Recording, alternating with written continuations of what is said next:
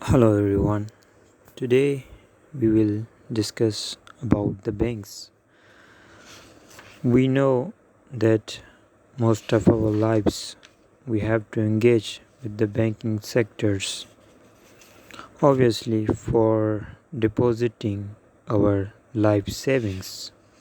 Banking plays very important role in deposits. So today we will discuss about the basic banking and the two things banks are very much concerned about. Uh, their first thing is asset, and the other thing is their liability. So have a look at this picture. So the things that we deposit into the banks or our cash is a kind of liability for the banks. They are not the asset for the bank. They may be asset for us, but they are not the asset for the banks. They act as liability. So liability is something for which you have to pay. It's a kind of yes, you have to pay for it to sustain. Well, the assets of the bank or its reserves. So now you deposited, let's suppose $100, and then the reserves of the banks are also $100. So now what's the problem? The real problem arises here is that how banks gonna earn their profit over your deposits. Obviously, it's go through the expensive process of transactions and maintaining the record. So those all things cost the banks very much. So banks also consider for their profits. So now have a look at other image. Yes, here. So here you can see the bank's assets are also loans and securities. Well, the loans that banks advance or work is their assets. For example, the loans they give to their customers are kind of liability for the customers, but not the liability for the bank, because bank is earning from the assets. That's what exactly asset mean, that make you earnings. When they advance loans, they get interest on them and also get principal amount back with interest. And also they buy securities for the same purpose, for gaining the interest and principal amount back after a period of time. So instead of keeping the idle money into their accounts like wallet cash, they just invest them into the different uh, portfolios for their own earnings also from your money. That is called the asset management. But here I'm showing you the reserve is zero.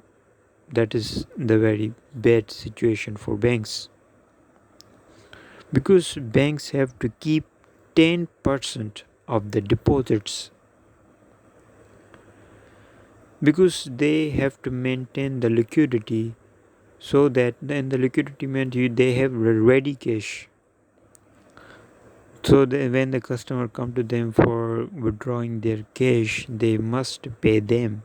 For that purpose, it is the general banking principle that they must keep the reserve ratio of 10% into their wallet. Otherwise, other situation like, and this is showing you the chart of which is called default, or yes, it's kind of fault when cash goes out of the banks and they don't came along with the customer demand. So they have to keep an eye on it. Well, now we'll talk about the, so this situation about when they take deposits from you, they invest into the other activities. This is also kind of asset transformation. Well, in asset management, we need banking try to find those borrowers who gonna pay them high interest. And also sometimes they advance solicit loans. For example, the solicit loans are kind of the packages to the big corporations that you take loan from us at that rate. And then securities they must go for diversification. Well, a point to be noted here, banks cannot invest in stocks. They can buy securities but not stocks. Well, that's a very big thing to discuss about, but not now. Well, diversification, there must be diversification. The bank's liquidity means enough to meet deposits outflow. So, reserves are kind of liquidity that must be enough so that they can meet deposit outflows. Deposit outflows means the cash should be ready to give the customer on demand.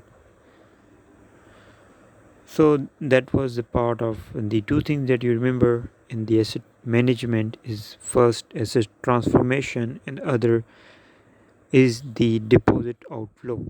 You must be very careful in these things as I already discussed about that. Now we will talk about the liability management.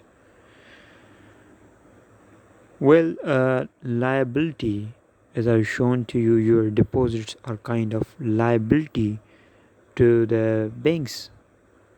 They don't want to keep your money in the form of cash to them, and they also don't want to do. But after 1961, there was the concept of new financial instruments arrived. So it was kind of banking were advancing their CDs, negotiable instruments, to the people instead of borrowing cash from them, because checkable deposits couldn't pay in interest. But when they advance those financial instruments of deposit, certificates of deposits, like other things, negotiable things, so they also get interest on them. So there's a report of in 1960 banks have liquidity of 2%, but after these financial instruments they get high to the 31%. Their interest they were earning also over their liabilities. Thank you everyone, and please subscribe my channel. This is my first video over these economics. Thank you.